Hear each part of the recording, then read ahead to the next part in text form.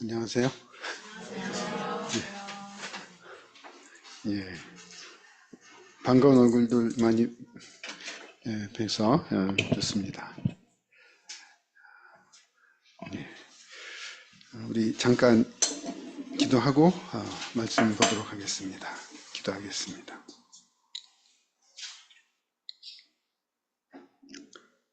사랑과 은혜가 충만하신 하나님,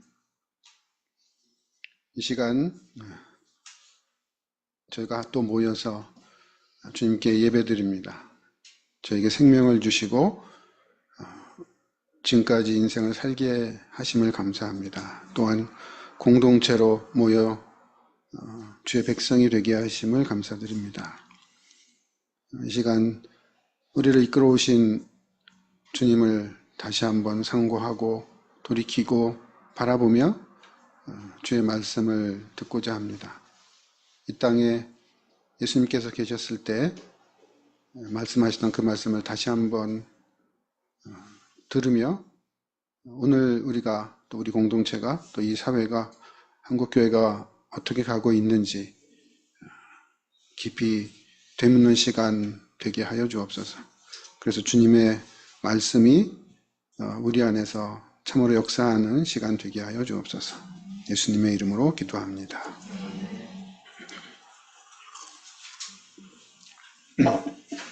예, 이 교회가 시작된 지 벌써 25년, 만 25년이 됐네요. 제 기억에 2000년 1월 강북지역의 이강미술학원에서 강북교회라는 이름으로 시작되었습니다. 근데 사실 이 교회를 이해하려면 그 교회 시작을 이해하려면 광야교회의 시작을 또한 이해해야 합니다. 제가 영국으로 1년간 성경학교에 갔다 온 후에 1993년 여름에 귀국했습니다.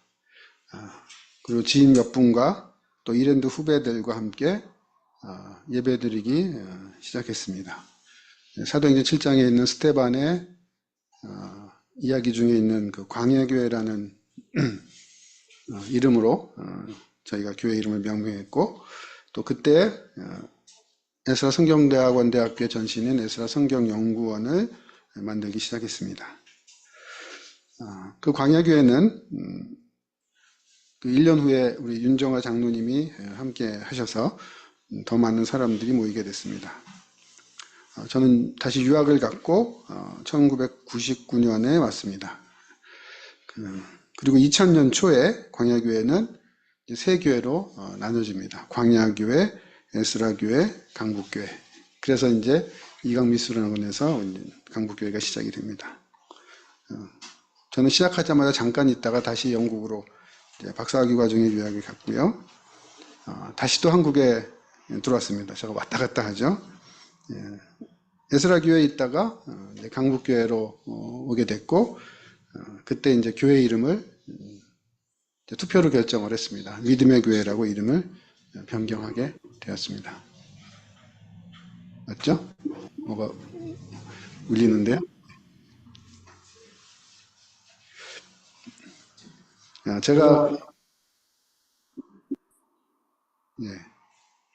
제가 쓰고 있는 그 논문이 믿음 논쟁과 관련된 부분이어서 그런지, 그래서 이제 믿음의 교회라고 이제 투표가 된 것 같습니다. 아무튼 25년이 금세 지나갔죠? 제가 아까 여기 사진을 봤는데 진짜 옛날 사진. 야, 저렇게 젊었을 때도 있었구나. 다들 지금 머리가 이제 하얀 눈이 와서 이제 희게 된 그런 때입니다. 저는 에스라 성경대학원 대학교를 그러니까 그 광역에 시작했던 때 93년부터 만드는 데부터 참여해서 지금까지 33년이 지났습니다. 그리고 이제 올해 25년 1학기까지 하고 제가 조기 은퇴를 하게 됩니다. 이것도 이제 몇 달 안 남았습니다. 몇 주. 예. 시간이 훌쩍 지났는데 과연 이런 시간이 지내는 과정 속에서 우리가 과연 주님을 얼마나 잘 알고 있나 다시 한번 생각했으면 좋겠습니다. 이 긴 시간 주님과 함께 잘 살고 있는지, 주님을 잘 따라가고 있는지, 또 예수님은 어떤 분인지, 그분과 동행한다는 삶이 어떤 것인지 한번 오늘 주님의 말씀을 통해서 생각해 보고자 합니다. 오늘 본문의 예수님은 십자가를 지시기 전 마지막 일주일을 예루살렘에서 보내고 계십니다. 예수님이 예루살렘에 들어가시자 많은 그 당시에 종교 정치 지도자들은 예수님에게 와서 공격합니다. 갖가지 방법으로 뭔가 잡을 빌미를 찾습니다. 대제사장들이 나오고 서기관들이 나오고 또 장로들이 나오고 사두개인들까지도 나옵니다. 서로 그 당시에 서로 좀 관계가 좋지 않았던 사람들도 결국은 예수님을 좀 못살게 굴고 죽이려는데 함께 연합해서 공격을 합니다. 근데 예수님은 아주 지혜로운 방식으로 그들의 주장과 그들이 파놓은 함정, 이 모든 것들을 잘 극복하십니다. 오히려 그런 논쟁과 대화 과정을 통해서 그들의 문제를 다 드러내십니다. 그들이 성경을 알고 있다고 하지만 성경을 잘 알고 있지 못한 것들, 그들의 논리의 문제, 그들의 속에 있는 안 좋은 마음들, 이런 걸 다 드러내십니다. 그래서 오늘 우리가 읽은 본문 바로 앞절에 20장 40절에는 이렇게 되어 있습니다. 그들은 아무것도 감히 더 물을 수 없었더라. 예수님의 승리입니다. 그리고 오늘 41절 이후부터 예수님은 이제 거꾸로 그들에게 질문하시며 사람들의 문제와 무지를 이제 드러내십니다. 예수님은 이런 질문을 던지십니다. 사람들이 어찌하여 그리스도를 다윗의 자손이라고 하느냐? 여기 보면 그들에게 이르시되라고 되어 있는데 여기서 말하는 그들이 누군지가 사실 명확하지는 않습니다. 45절 뒤에 이어지는 에피소드에 의하면 제자들에게 한 말이 있는데 그래서 이 그들을 제자들이라고 보는 사람도 있습니다. 또 백성들이 함께 있었기 때문에 백성들이라고 이해하기도 합니다. 반면 지금 앞에서 얘기해왔던 예수님을 공격하던 사람들, 특별히 사두개인들이 형사치수죄를 가지고 와서 함정을 파가지고 논리적으로 공격을 했었는데 그 사두개인들을 지칭하는지도 모르겠습니다. 아니면 앞에서 계속 설명해왔던 그런 그 당시의 리더들, 대제사장들과 서기관들, 장로들, 사두개인들 모두 통칭해서 얘기하는지도 모릅니다. 아마 특별히 예수님의 이 질문 내용으로 봐서 그 당시에 가르치는 역할을 했던 사람들을 특별히 겨냥한 것이 아닌지 모르겠습니다. 서기관들을 중심으로 리더라고 하는, 내노라 하는 리더라는 사람들을 향해서 예수님께서 이제 질문을 던지십니다. 사람들이 어떻게 해서 그리스도, 메시아를 다윗의 자손이라고 하느냐라는 거예요. 당시 이스라엘 사람들은 메시아가, 그리스도가 다윗의 자손이라고 생각을 했습니다. 당연한 얘기입니다. 서기관들도 그런 통념을 깨지 않고 그대로 받아들였습니다. 당시 이스라엘 사람이라면 누구나 그렇게 생각합니다. 보통 누구나. 근데 예수님께서 뜬금없이 모든 사람들이 그렇게 생각하고 있는 그 생각을 다시 묻습니다. 사람들이 왜 메시아를 다윗의 자손이라고 하니? 이 질문의 뉘앙스로 봐서 답이 뭘까요? 아니라는 것을 은근히 내포합니다. 부정적인 답을 내포합니다. 예수님은 이어서 시편 110편 1절을 인용을 합니다. 그러면서 세상 사람들이 갖고 있는 그 통념의 문제점을 아주 적나라하게 그리고 명확하게 드러내십니다. 사람들은 그래서 할 말이 없습니다. 우리가 잘 알듯이 시편 110편 머릿말에는 다윗의 시라는 표제어가 붙어 있습니다. 그래서 오늘 본문의 예수님은 다윗이 친히 말했다 이렇게 표현합니다. 그리고 1절에 이렇게 나옵니다. 예수께 우리 시편 110편 1절은 여호와께서 내 주에게 말씀하시기를 이렇게 얘기한답니다. 예수님의 논리는 한마디로 이겁니다. 아니 다윗이 메시아를 내 주라고 높여서 존칭으로 부르고 있는데 어떻게 그 메시아가 그 다윗의 자손이 될 수 있느냐라는 거예요. 그 자손이란 말은 헬라어로는 아들이란 말입니다. 당시 이 시편은 종말론적으로 이해되고 있었습니다. 여기서 말하는 내 주라는 것은 메시아 그리스도를 가리킨다고 보통 이해되고 있었습니다. 시편에 보면 이어서 나오죠. 내가 너의 원수를 완전히 무찌를 때까지 너는 내 우편에 앉아 있으라. 다시 말하면 이 너가 내 주인데 결국은 메시아임을 말한다라는 겁니다. 그래서 우리 지금 누가복음에 있는 42절에 첫 번째 주는 여호와를 가리키고 두 번째 주는 메시아를 가리킵니다.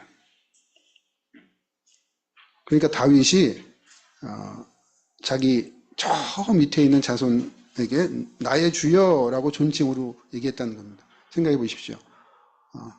증조 할아버지, 고조 할아버지, 그 고조 할아버지의 할아버지 끝까지 올라갔을 때 저 밑에 있는 아들의 손자의 또 아들의 저 밑에 있는 자손에게 그 높은 할아버지가 나의 주여라고 부른다는 게 말이 되냐? 라고 예수님이 질문을 던지신 겁니다.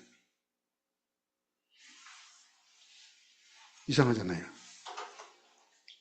어떻게 다윗이 자기 손자의 손자 저 밑에 있는 사람에게 내 주여라고 부를 수 있냐? 예수님은 아주 상식적으로 질문을 던지고 계십니다. 사람들은 아무 말 못합니다.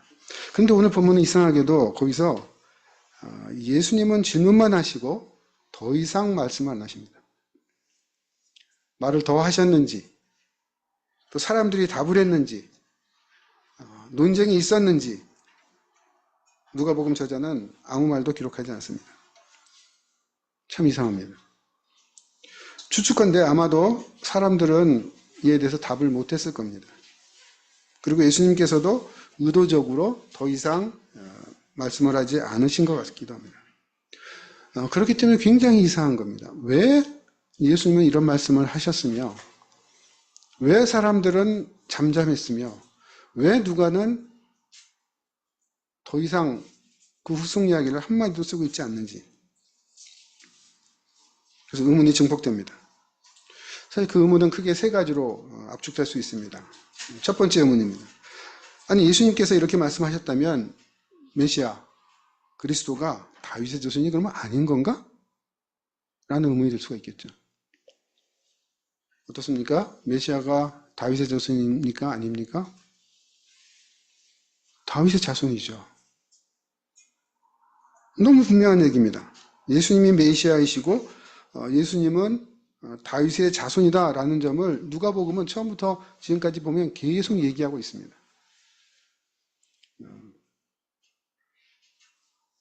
예수님이 예루살렘에 들어오기 직전에 여리고에서 소경이 나오죠. 그래서 뭐라고 부릅니까? 예수님한테? 다윗의 자손 예수여. 메시아를 암시하는 표현입니다. 그걸 예수님께서도 인정하시고 누가복음은 그거를 드러내고 있는 것입니다. 복음서의 계보를 보면 예수님의 그 계보를 보면 예수님이 다윗의 자손인 것은 누가복음을 봐도 그렇고 마태복음을 봐도 그렇고 너무 분명합니다. 아니 바울 서신을 봐도 그래요. 바울이 로마서 1장에서 복음을 얘기할 때 뭐라고 얘기합니까?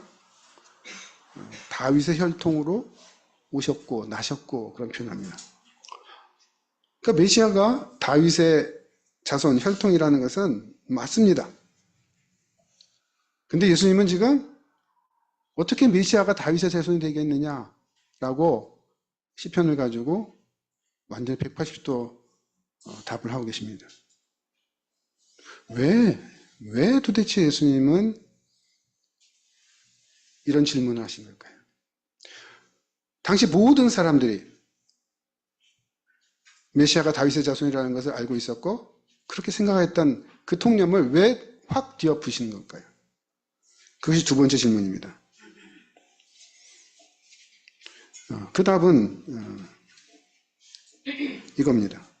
아마도 다윗의 혈통, 다윗의 자손이라는 사실이 당시 유대인에게 어떻게 이해되고 있었냐는 겁니다. 유대인들은 그 말뜻을 다른 방향으로 이해하고 있었다는 겁니다. 거기에 문제가 있습니다. 그들은 다윗의 자손이라는 말을 정치적인 메시아의 상징으로 이해하고 있었습니다. 이것을 위해서는 우리는 이스라엘 역사를 봐야 됩니다. 유다와 이스라엘 나라는 망했었죠. 백성은 포로로가 있었습니다. 나중에 귀환을 했습니다. 그러나 여전히 이스라엘 나라가 회복되지 않았죠. 페르시아가 지배를 했고 로마가 지배를 했습니다. 예수님 당시에 결국 로마가 여전히 지배하고 있는 상황입니다. 유대인들은 강성했던 다윗 시대의 나라, 그 다윗의 나라가 다시 세워지기를 기대했습니다. 그래서 다윗의 자손이 와서 이스라엘 나라를 다시 세운다. 저 로마 제국으로부터 결국은 우리가 독립을 해서 저들을 다 무찌르고 새로운 다윗의 왕국을 세운다는 소망으로 가득 차 있었습니다. 그래서 메시아를 기다렸습니다. 다윗의 자손인 메시아는 이스라엘을 정치적으로 군사적으로 세우는 분이었습니다. 그렇기 때문에 메시아가 다윗의 자손이라는 말은 당시에 정치적인 메시아관을 드러내는 최고의 대명사였던 겁니다. 그들은 예수님을 그런 메시아로 인식했습니다. 지금 예수님이 예루살렘으로 들어오셨습니다. 그들의 흥분은 점점 고조되고 있었습니다. 메시아라고 환호성을 쳤습니다. 예수님께서 정치 군사적으로 다윗의 나라를 새로 세울 것을 기대하면서 그 분위기를 만들어가고 있었던 것입니다. 예수님은 그 흐름이, 그 통념이 잘못됐다고 지금 지적하십니다. 근데 또 하나, 세 번째 궁금한 점이 있죠. 아니, 예수님께서 그걸 지적하시려면 뭔가 그리고 나서 꽝 뭘 얘기를 하셔야죠. 이 얘기를 하시고 나서 아무 일 없었던 것처럼 본문은 다른 이야기로 넘어갑니다. 사람들하고 논쟁도 하지 않습니다. 사람들이 되묻지도 않아요. 예수님이 왜 너희들 이걸 모르느냐고 더 이상 채근하시지도 않습니다. 왜 그럴까요? 아마도 예수님의 그 말을 들었던 사람들은, 시편 110편의 얘기를 들었던 사람들은 그러네? 했을 겁니다. 맞네? 예수님 말이 맞네? 그러면 뭐지? 우리는 메시아가 다 다윗의 자손이라고 생각하고 있었는데 예수님 말 들으니까 이건 또 아니네? 그럼 뭐지? 그러면서도 그들은 예수님의 말뜻이 뭔지를 정확히 이해하지 못한 것 같습니다. 그리고 자기들의 문제가 뭔지도 정확히 모른 것 같습니다. 아니, 예수님께서 아주 정확하고 자세하게 이걸 다 설명해 주었어도 결국은 그들은 받아들이지 않았을 겁니다. 왜요? 이미 당시의 대세는 정치적인 메시아 사상이 온 유대에 퍼져 있었기 때문입니다. 예외 없이 사람들은 다 그렇게 생각하고 있었습니다. 심지어는 3년간 예수님을 따라다닌 제자들조차도 그렇게 생각하고 있었습니다. 예수님이 이전에 다 얘기했어요. 예루살렘에 올라가시기 전에 자신이 메시아라는 것을 다 드러내셨습니다. 베드로가 고백했습니다. 당신은 그리스도시요 살아계신 하나님의 아들입니다. 고백했어요. 그럼에도 불구하고 그 제자들은 여전히 이분이 정치적인 메시아다라고 확신하고 있었던 겁니다. 그래서 그 죽음의 길로, 고난의 길로 가시는 예수님 앞에 뭐 하고 있었죠? 예수님이 왕권을 잡으면 도대체 누가 영의정이 되고 누가 자의정이 될까? 누가 실세가 될까? 그거 토론하고 있었습니다. 그거 논쟁하고 서로 힘겨루기 하고 있었습니다. 제자들까지도. 그러니 다른 사람들은 뭐 하겠습니까? 그래서 예수님이 질문을 던집니다. 어찌하여 그리스도가 다윗의 자손이냐? 그들의 정치적인 메시아관을 깨는 얘기입니다. 어처구니가 없습니다. 여기서 우리는 예수님의 깊은 고뇌와 단절된 외로움을 볼 수 있습니다. 우리 시대도 여전합니다. 온전히 주님의 마음으로 주님의 길을 가는 사람들도 동일하게 이런 감정을 느낍니다. 이런 고뇌와 외로움을 느낍니다. 예수님이 더 이상 그렇게 설명을 해도 이 사람들은 알아듣질 않아요. 듣기는 들어도 듣지 못하고 보기는 보아도 보지 못합니다.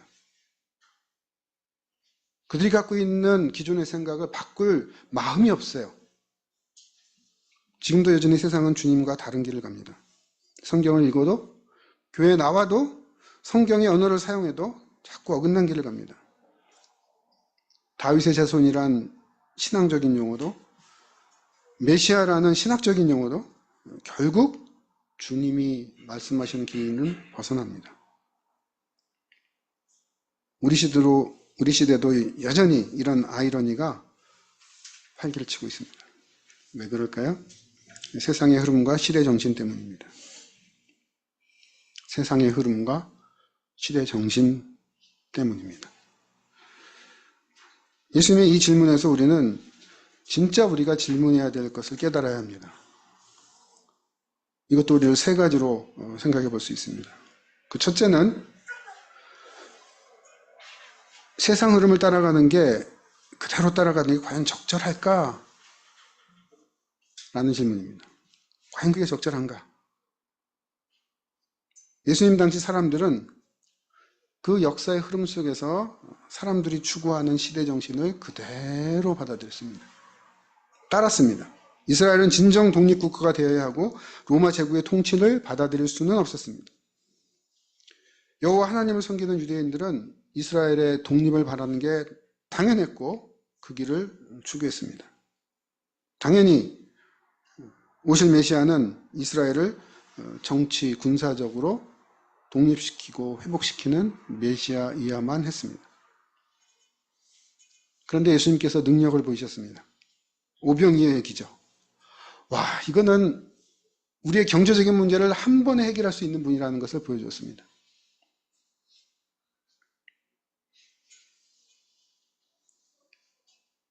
바다까지 잠잠케 하시는 예수님. 파도도 잠잠케 하시고 자연도 이분의 말을 듣는데 로마 군대는 그는 말도 안 되는 쉽게 무찌를 수 있는 분이라는 겁니다. 왜요? 모세를 보십시오.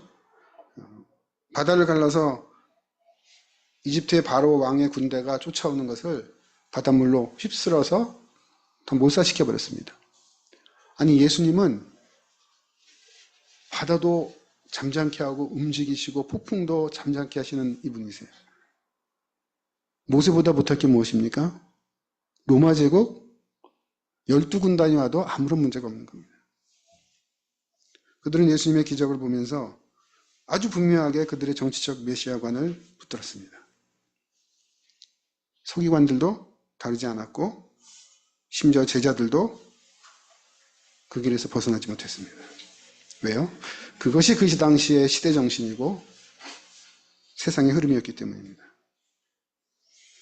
그런데 예수님께서는 그 시대 정신과 세상의 흐름을 정면으로 반박하십니다. 시편 110편 이 시편 하나를 가지고 그들이 생각했던 시대 정신이 아무것도 아니라는 것을 그냥 드러내십니다. 사람들은 아무 얘기도 못합니다. 반박을 할 수가 없어요. 예수님은 메시아가 과연 이스라엘을 정치적으로 독립시킬 다윗의 자손이냐? 라고 묻습니다. 생각을 해보십시오. 이스라엘 역사가 그 다음에 어떻게 됐습니까? 이스라엘이 독립했습니까? 아니요. 오히려 AD 70년에 유다는 완전히 멸망하게 됩니다. 예수님께서 로마 제국이 더 의로운 제국이라서 그렇습니까? AD 70년에 유대인들은 뿔뿔이 터집니다. 성전은 무너지고 이스라엘은 온 세계로 디아스포라로 가게 됩니다. 예수님은 이스라엘의 민족을 정치적으로 독립시키기 위해서 오신 메시아가 아닙니다. 그러나 세상은 그가 바로 그런 정치적인 메시아라고 환호성을 치고 있습니다. 우리는 어떻습니까? 여전히 세상 흐름과 시대의 정신이 우리를 몰고 갑니다. 마치 홍수로 불거진 물줄기가 집들을 다 쓸어가듯이 그 흐름을, 우리 앞에 있는 이 흐름이 사람들을 다 휩쓸고 지나갑니다. 사람들은 복음을 당연히 개인 칭의 구원이라고 받아들입니다. 의와 믿음과 구원을 다 그렇게 생각합니다. 또한 사람들은 복음을 사회 정의 구현으로 쉽게 받아들입니다. 의는 사회 정의의 대명사가 됩니다. 하나님을 믿는 참 믿음이 없어도 정의의 용어를 사용하기만 하면 그는 하나님 나라의 백성이고 하나님의 의를 추구하는 자가 되어버린 시대가 오늘입니다. 우리나라만이 아닙니다. 미국 기독교가 그렇고 세계 기독교가 그렇습니다. 시대 정신이 다 휩쓸어 가고 있습니다. 예수님은 여전히 메시아가 어떤 사람이냐, 어떤 분이냐 라고 질문을 던지십니다. 우리 시대는 정치가 신앙과 교회를 심지어는 예수 그리스도보다 상위 개념으로 작동하고 있습니다. 시대의 흐름과 시대 정신은 성경이 말하는 믿음과 사랑과 소망이 설 자리가 없게 합니다. 정치에 매몰된 사람들은 믿음과 사랑과 소망의 모습을 다른 이야기, 다른 나라 이야기라고 생각하는 것 같습니다. 그런 우리에게 주님은 메시아가 다윗의 자손이냐? 라는 질문을 여전히 던질 겁니다. 우리가 던져야 되는 두 번째 질문은 이겁니다. 그러면 어떻게 이 세상의 흐름, 이 홍수 속에서 우리는 살아날 수 있을까? 어떻게 그 흐름에 빠지지 않고 살아날 수 있을까라는 겁니다. 답은 뭘까요? 너무 간단합니다. 바른 성경 묵상입니다. 뭐 우리가 몰라서 하는 얘기 아니에요. 다 아는 얘기입니다. 세상에 살고 있기에 시대 정신이 우리를 압도합니다. 어떻게 우리가 이것을 넘어갈 수 있느냐, 극복할 수 있느냐. 어떻게 보면 이런 현상은 너무 당연합니다. 왜요? 세상이 우리를 압도하도록 우리가 늘 허용하고 있기 때문입니다. 어떤 사람들은 매일 아침 큐티하는 것처럼 아침에 CBS의 노큰 뉴스를 듣습니다. 그곳에 나와 있는 것이 묵상이 되고 그들이 제시하는 시각이 자신이 살아가는 시각이 됩니다. 하나님의 말씀이 나를 주관하시는 것이 아니라 매스미디어에서 얘기한 어떤 것들이 성경을 대체하고 있는 형국입니다.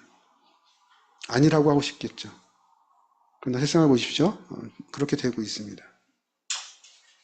그 메시지를 듣고 맞다고 하면서 생각하고 살기에 거기서 나오는 얘기대로 하루하루 살아갑니다. 내 사상이 내 생각에서 나온 겁니다. 내 용어가 내 게 아닙니다.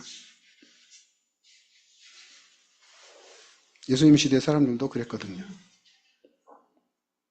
세상에서 흘러가는 그 시대 정신에 묶여 살았습니다. 예수님은 그래서 시편 110편을 던지십니다. 너희들이 시편 110편을 잘 알고 있지?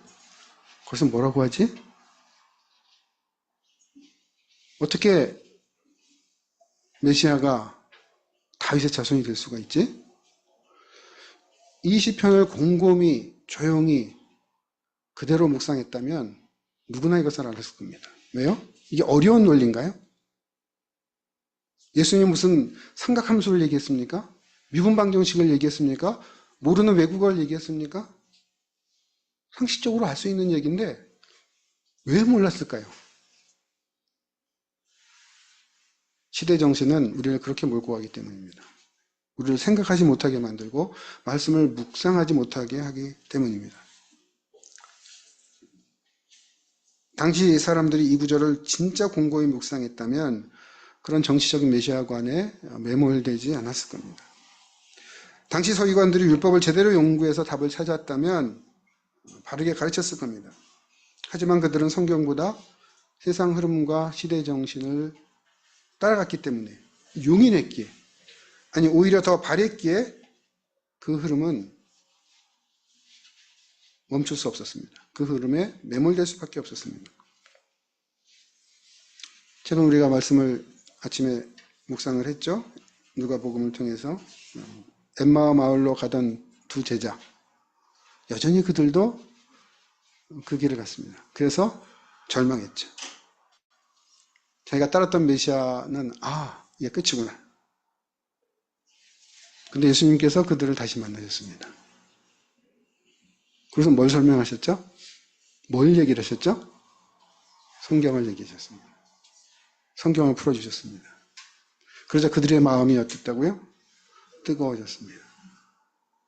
그들이 예루살렘으로 가는 길로 다시 발길을 돌이켰습니다. 엠마오로 갔다가 곧바로 다시,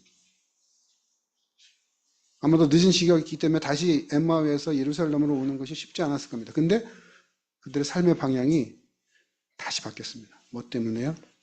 예수님께서 말씀을 풀어서 설명해 주실 때 다시 보이기 시작하는 겁니다.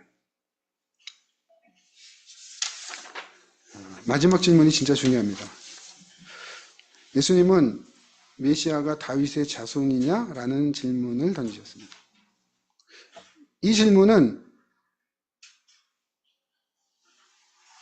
예수님의 참 정체성을 묻는 질문입니다. 예수님이 어떤 분이신가라는 겁니다. 세상은 예수님을 자기들의 필요에 맞는 분이라고 생각합니다. 착각합니다. 그래서 갖다 붙입니다.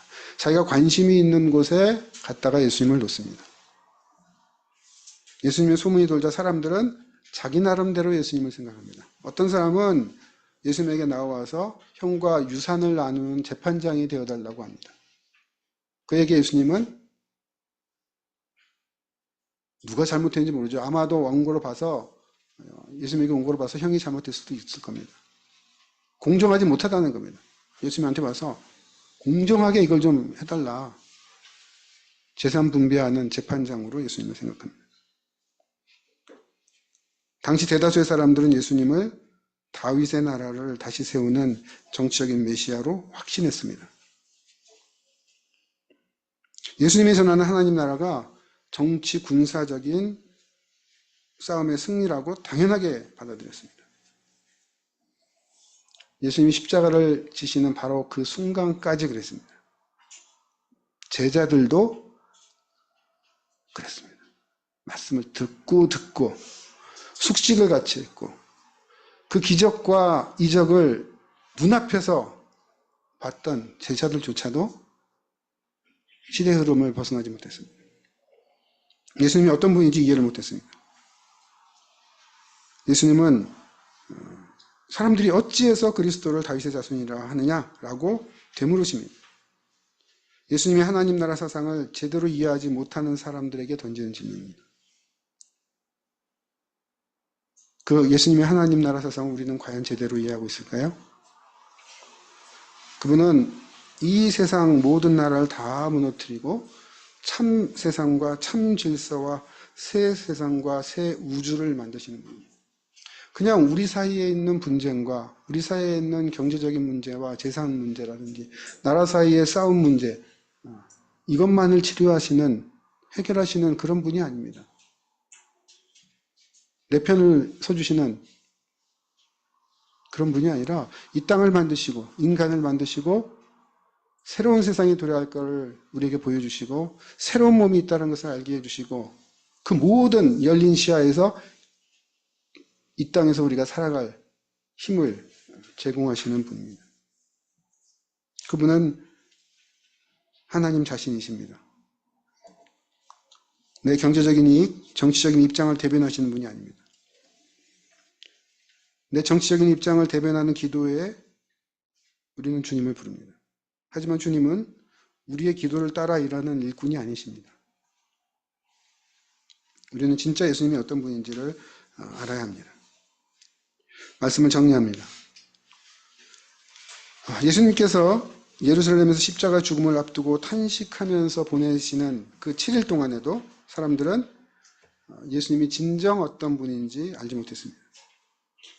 대중들은 자기들의 희망 회로를 돌렸고 제자들도 헛된 꿈을 꿨습니다. 눈치 빠른 유다, 그는 자기가 바라던 식의 정치적인 메시아가 아니라는 것을 눈치채고 나서 예수님을 팔아버렸습니다. 사람들은 모두 예수님의 말씀을 들었지만 그 어느 누구도 이 질문의 참뜻을 이해하지 못했습니다. 그때까지는. 왜요? 세상의 흐름과 시대 정신에 철저하게 순응해서 살았기 때문입니다. 그래서 예수님께서 잡히시고 십자가에 매달리시자 모두 넋을 잃고 망연자실했습니다. 모든 게 끝났다. 어떻게 이럴 수 있지? 요즘 우리말로 하면 멘붕. 아무것도 못하겠는 거예요. 그런 희망회로의 꿈은 지금도 여전히 있습니다. 역사에서 반복되었고 우리 시대의 한국교회도 여전합니다. 말씀을 읽는다고 읽지만 이해하지 못하고 듣는다고 듣지만 주님의 말씀을 제대로 듣지 못합니다. 그러면서도 이해한다고 합니다. 듣는다고 합니다. 안다고 착각합니다. 그리고 주장합니다. 당시 서기관과 바리새인들처럼, 율법교사처럼. 우리는 예수님의 이 날카롭고 분명한 질문을 다시 들어야 합니다. 어찌하여 그리스도를 다윗의 자손이라고 하느냐? 왜 성경을 읽어도 성경의 뜻을 이해하지 못하느냐라고 물으십니다. 말해주어도 왜 듣지 못하고 왜 자기 생각에 이렇게 갇혀 사냐라고 안타까워하십니다. 왜 세상 흐름과 시대 정신에 매몰되어 있냐? 라고 질문을 던지십니다. 우리는 예수님이 홀로 외로이 십자가 지는 그 길을 그대로 가도록 두어서는 안 됩니다.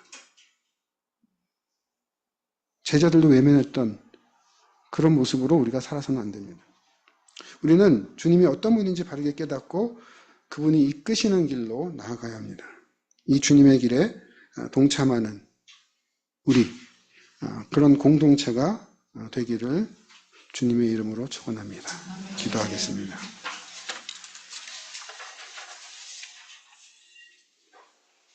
메시아가 다윗의 자손이냐라고 물으신 주님, 시대의 통념을 거스르시고 그것이 잘못되었다고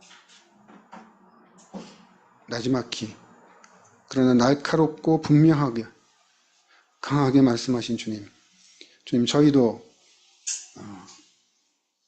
당시에 사람들이 갔던 길 따라가지 않기를 원합니다.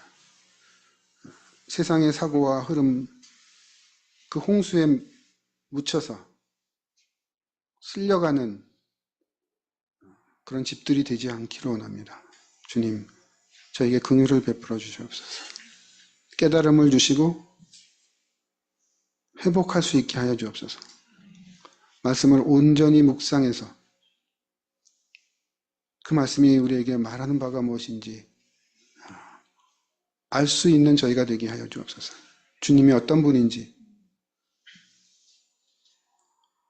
하나님이시며 온 세상을 만드시고 이끄시며 우리의 죄악을 해결하시고 참 믿음과 사랑과 소망으로 살게 하시며 참 세상으로 우리를 이끄시고 이 땅에서 온전히 그렇게 살게 하시는 주님, 그런 분임을 저희가 온전히 깨닫고 고백하게 도와주옵소서. 주님, 우리를 유혹하는 세상이나 철학과 사상과 사회의 흐름을 극복할 수 있는 힘을 허락하여 주옵소서. 저에게 성령께서 함께 하셔서 주님 말씀을 온전히 깨닫고 나아가는, 그리고 실천하는 저희들 되게 하여 주옵소서.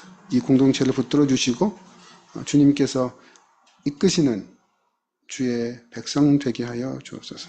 예수님의 이름으로 기도합니다.